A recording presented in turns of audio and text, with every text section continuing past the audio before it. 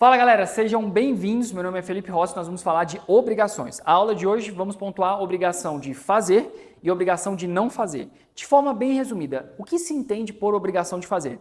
Obrigação de fazer é aquela da qual eu me comprometo a fazer alguma atividade. Dito isso, eu tenho que entender que o artigo 247 vai trazer como previsão o que seria esse tipo de obrigação. É um verbo, fazer alguma coisa. Ela pode ser fungível, substituível, na qual eu posso delegar que uma outra terceira pessoa venha fazer, ou infungível, quando ela é intuito personal e eu não posso, eventualmente, delegar a outra pessoa.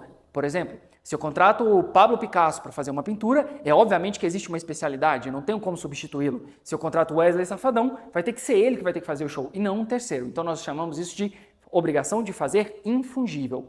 Em contrapartida, se eu sou contratado para fazer uma pintura, uma construção, então uma empreitada, será que eu necessariamente tenho que construir? A resposta é não, porque eu posso terceirizar. Então ela não é personalíssima. Agora vejam bem. Quando se tem aqui uma recusa no cumprimento, a pessoa não quer fazer, eu não posso obrigá-la, não posso coagi-la por meio da força.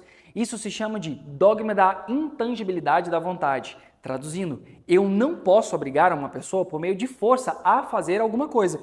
Por isso o Estado ele tem que analisar, bem, se não pode cumprir, então se resolve mais perdas e danos. Se eu não posso obrigar por meio da força, qual seria a forma legal de coagir, de estimular a pessoa a fazer aquilo? Normalmente o que a gente tem é o quê? Uma aplicação por multa diária, que nós chamamos de astraintes, ok? Bem, agora preste atenção. A pessoa não fez porque ela não quis, então toda vez que tiver com culpa ela vai ter devolução do valor, resolve-se, mais perdas e danos, mas imagina que foi uma situação que fugiu do controle, algo que foi por culpa de terceiros. Nesse caso, nós temos então aquela modalidade de inadimplência sem culpa, e aí o que acontece é a resolução daquele negócio jurídico. Devolve-se o valor que eventualmente foi pago e a obrigação está resolvida. Show? Bacana. O que seria a ideia de caducidade? Caducidade, turma, é uma questão que está muito mais voltada à questão de contratos, que é quando aquele objeto pactuado ele não pode mais ser executado. Caducou, perdeu o tempo, perdeu o time de ser executado. E aí, nesse caso, se ele não pode ser mais cumprido, a gente volta para aquela ideia de ele não foi cumprido por culpa ou sem culpa. Se foi sem culpa, então se resolve, ok? Massa. Sobre as astraentes. Multa diária é uma previsão que está disposta como forma de coagir o devedor a cumprir aquela obrigação. O próprio Código de Processo Civil vai determinar que é possível o arbitramento de astraintes para que o devedor venha cumprir aquela obrigação. Aquilo que foi pactuado, aquele comando da sentença. Então, olha que interessante.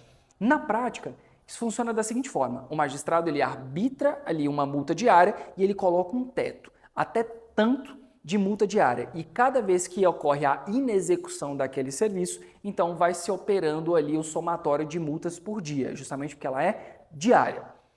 Muita atenção para esse requisito previsto no artigo 249 do Código Civil, que diz o quê? Veja, e se eu tiver que contratar uma pessoa por uma questão de urgência? Ou será que eu posso contratar um terceiro para eventualmente prestar aquele serviço? E a resposta é sim para as duas opções.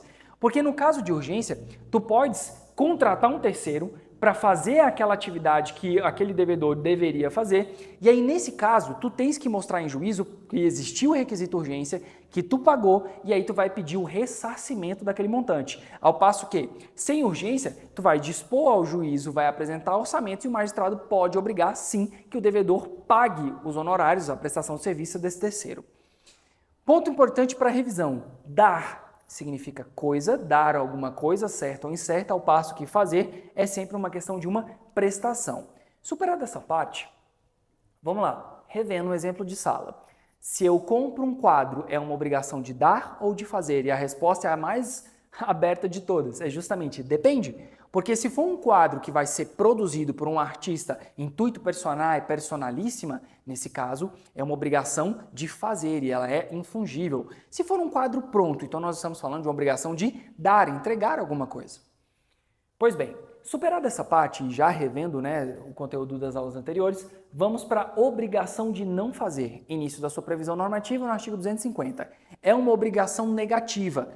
Cuida-se de ato que o indivíduo deve abster-se ou não fazer. Quer dizer o quê, professor? Traduzindo, Ou o camarada não vai fazer desde pronto, ou ele vai parar de fazer aquilo. Então é uma obrigação negativa, não fazer. Não construir, não divulgar, não falar, e lembre-se do caso do luva de pedreiro.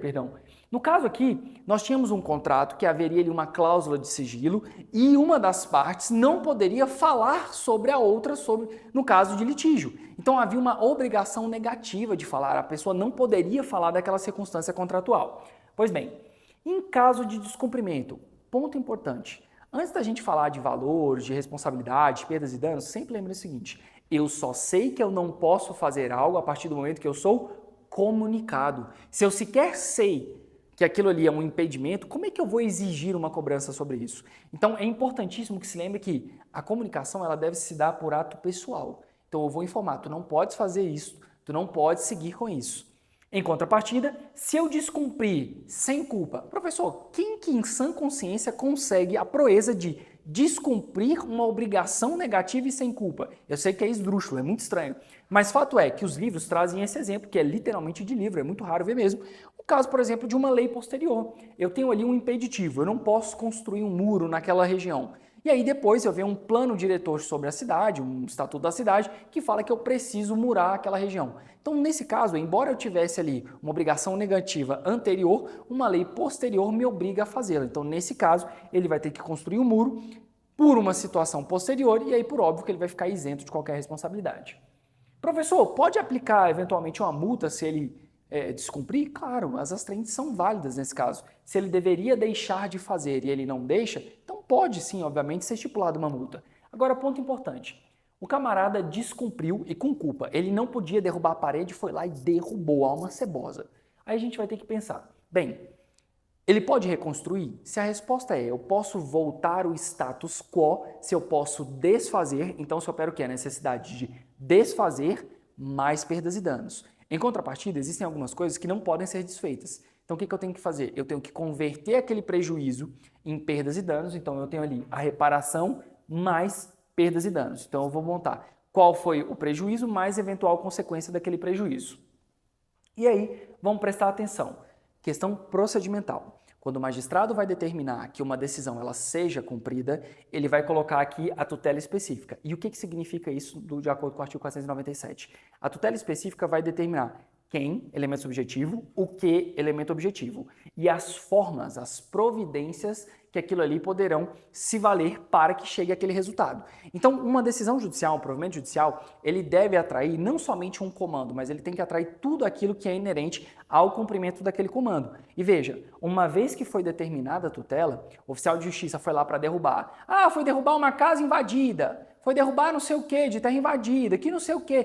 Toda vez que ele vai realizar esse ato, lembre-se, não vai ser relevante para o cumprimento da tutela se causar dano. Por quê? Previamente o juízo já entendeu que aquele ato ele é danoso. Então aqui não se apura dano ou culpa. Se foi cumprida uma ordem, essa ordem vai ser cumprida. Se gerou um dano, eventualmente, no cumprimento daquela tutela, entenda, foi uma avaliação, teve um crivo judicial antecedente para que aquela ordem fosse proferida. Beleza? Então, resumindo, rapidão, coisa célere aí para vocês. Tamo junto e até a próxima.